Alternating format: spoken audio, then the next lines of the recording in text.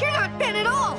Or Gwen and Kevin! This show must still be riding their high from the Ultimate Kevin arc pretty confidently to release this obscenity of an episode. What sucks is that a Jimmy-centered episode sounds like an excellent idea, but this one just wasn't it. So these plant clones somehow replace the main trio and hunt down Jimmy, because unlike the trio, Jimmy is immune to their effects, as it turns out, due to his constant snacking on peanuts. I really don't mind the silly solution, or even lighthearted episodes in general, but this one didn't even feel lighthearted. It just felt bland and unfulfilling, like a bag of peanuts. If anything, Jimmy's peanuts were foreshadowed in the previous episode, so I'll give him that. I don't know, this episode just didn't click in the way it should have. And similar to the last one, it feels like they were so exhausted with the Osmosi and stuff from last season that they were running on fumes when making this. There's no way I'm supposed to believe that this plant somehow got the better of the entire trio, especially Ben, and off screen at that. They didn't even bother explaining how, because there's no good reason for it. Look how easily they get beaten at the end of the episode. It just doesn't make any sense. How do we take that thing down without your Ultimatrix? I'm still trying to figure out how it could take it in the first place. Me too! And you heard that right, the plants didn't clone or rebuild or mimic the effects of the Ultimatrix or any of that. The plants are legitimately using the real Ultimatrix and mysteriously detached it from Ben's wrist and gave it to the plant clone. And this solidifies to me that the Ultimatrix has no rules and is the most frustrating and contradictory device. Need to turn back to base form before returning human? Yeah, right. How do you activate the dial? Beats me. Does the Ultimatrix actually have any security features? Clearly not. And the biggest offender is somehow Ben touching the dial redirected the transformation and the device back to him in one move. I challenge you to do your absolute best to explain how the fuck this makes sense in the comments. Although, this joke floored me. This is a shadowy blob. No credible person would ever take this as real proof.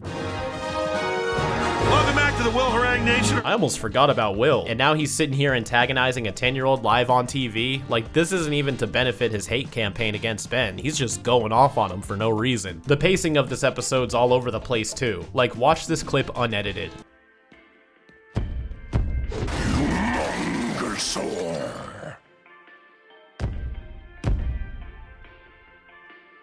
I don't think this was supposed to be funny. Did they just forget the music sting? Sucks to see 7-7 become forever night level a throwaway villain status. And it seems odd that Gwen and Kevin would disregard Jimmy so easily. He was the one who exposed Ben's identity, hacked into NASA's secret files, has personal connections, and thus secret info about the Knights. Like, why wouldn't they believe him? Gwen trying to crack jokes throughout the episode is strange. Maybe she's been dating Kevin so long she's trying to compete. I wouldn't say it's super out of character, but it sticks out pretty strongly.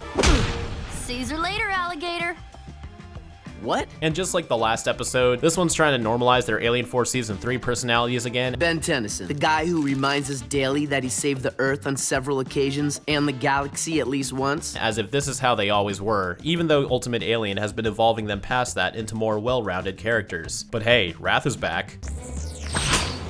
Missed you, buddy. This grocery store looks more like a library at times than a grocery store. And what's up with that name? Jimmy outpacing Humongousaur and Cannonbolt on a bike is some next level bullshit too. And it's not because they're plant clones, because remember, they stole the real Ultimatrix. That's an actual Vaxosaurian. And of course, another wasted appearance of Ultimate Swampfire. Except this time he actually does something.